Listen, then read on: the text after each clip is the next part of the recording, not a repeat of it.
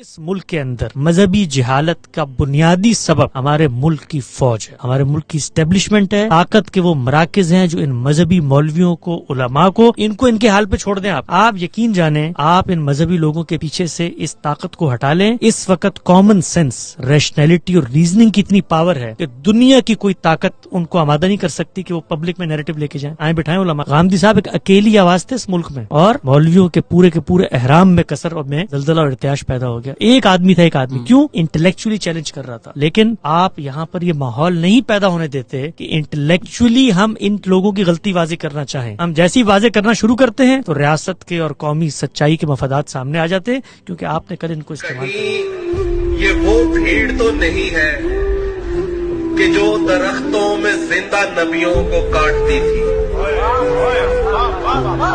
کہیں یہ وہ بھیڑ تو نہیں ہے کہ جو درختوں میں زندہ نبیوں کو کاٹتی تھی، جو وقت تسلیم ابن مریم تماشبی تھی، جو آگ میں پھینکے جانے والے خلیل یزداں پہ ہنس رہی تھی، جو شہر طائف میں سنگ اٹھائے نبی کو زخموں سے بھر رہی تھی، جو سور کی غار تک نبی کو شہید کرنے چلی گئی تھی، جو کربلا میں حسین کے سر کو نیزوں پر رکھ کے گھومتی تھی، یہ بھیڑ ویسی ہی لگ رہی ہے۔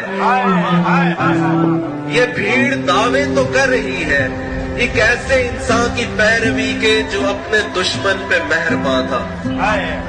اگر کہیں کوئی کوڑا پھینکے تو مسکراتا، اگر خدا بھی کہے کہ طائف کے سنگ باروں کو بد دعا دو تو وہ انہیں بھی دعائیں دیتا۔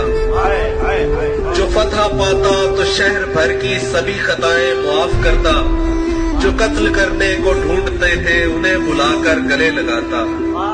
یہ بھیڑ دعوے ہی کر رہی ہے، یہ بھیڑ لوگوں کو مارتی ہے، یہ بے گناہوں کو کاٹتی ہے، یہ مسخ کرتی ہے لاش تک کو۔